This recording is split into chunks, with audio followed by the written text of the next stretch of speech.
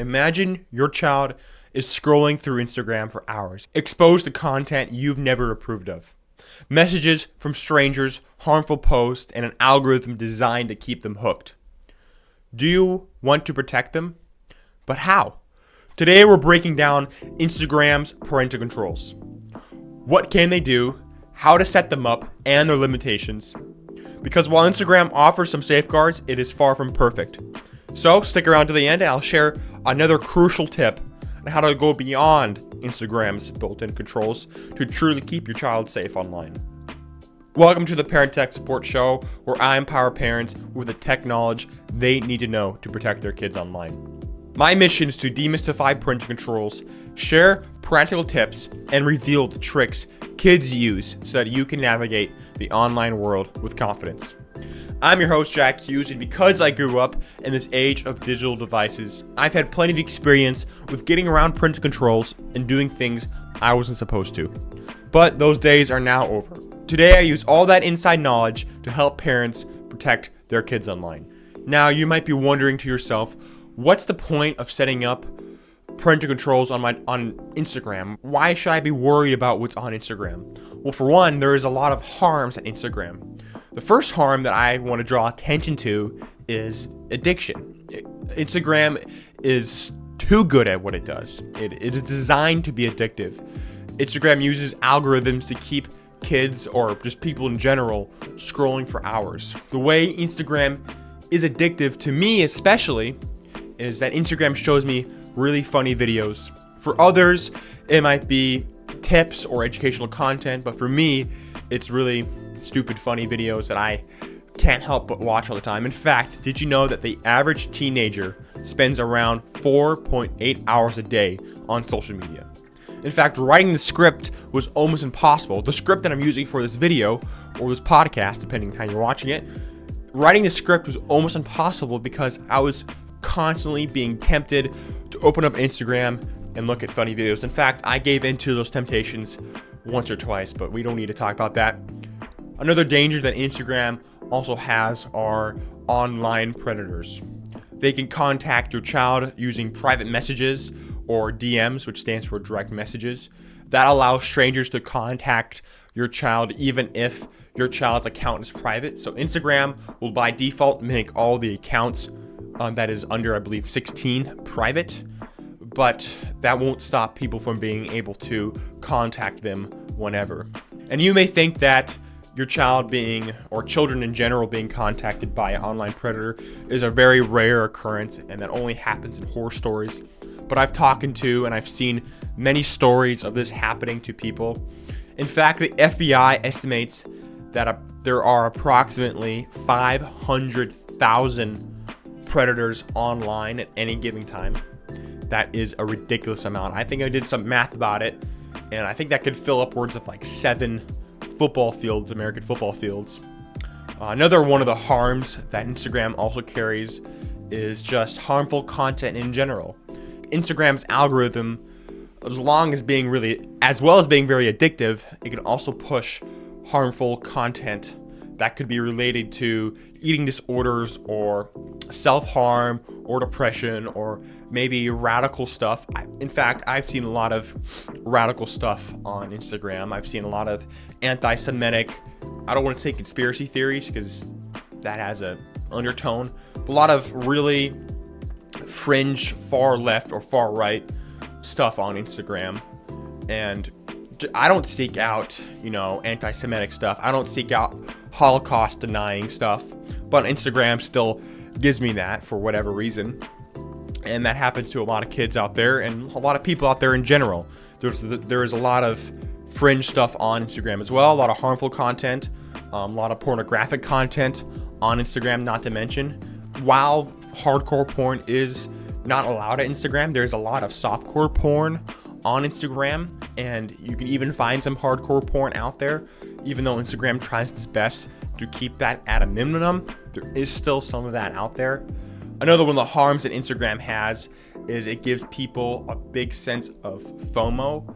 So FOMO stands for fear of missing out.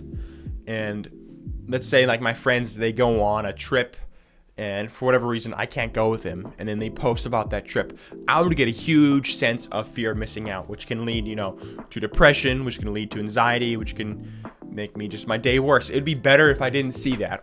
Instagram also leads to really unhealthy comparisons, because Instagram is set up in a way where you want to post your highlights of your life to show your friends. So everyone is posting the best of their life. So let's say I hit a new bench PR or a new lifting PR. PR stands for personal record. Then I would post that on Instagram. That's a highlight of my life. Or I buy a new car maybe, and the car is super nice. Then I would post that on Instagram. But people on Instagram, they don't see when I'm low, when I'm having a bad day. They only see my good days and my up times or my highlights of my life. And so what will happen is people will compare their life to all these other people that they know with all their other highlights, and that will create an unhealthy comparison and unrealistic comparisons. And you can look at the data in this. As soon as Instagram and social media came onto the scene, you'll see a sharp raise or sharp spike in anxiety and depression in teens today, which has also caused the suicide epidemic and all that. I, for one, have been a victim of this unhealthy comparison. Whenever I'm on Instagram, I'll compare myself to the top bodybuilders. So that would be like the top 0.1% of the population can bench like 500 pounds. Meanwhile, I can barely do 225. And so I'm comparing myself to these people who have spent 10 years of hard work to get to where they're at. And I'm comparing myself to them and thinking, why can't I be as good as them? Meanwhile, they're doing steroids and they're, jacking themselves up. But that leads to an unhealthy comparison and depression and anxiety. Thankfully, though, Instagram has built in some parental controls to help mitigate these cons or these risks. The first tool that Instagram has implemented, and they had a lot of these tools earlier, but they've really ramped them up in recent times. The first type of tools that they offer are supervision tools. So with the supervision tools, with the built-in Instagram parental controls, you can see how much time your child spends on Instagram. You can view the accounts that they follow and what accounts are following your child. You'll also be able to see who they're talking to using the direct messages or the private messages. You can see who they're talking to. And you'll also be able to see who they've blocked. And a lot of this helps with protecting your child from online predators. So seeing who your child is talking to, seeing who follows your child.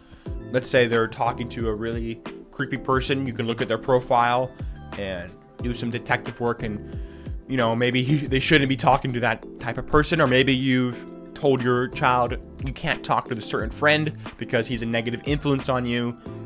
With this parental controls, with this supervision tools, you'll be able to look and see if they're still talking to that person.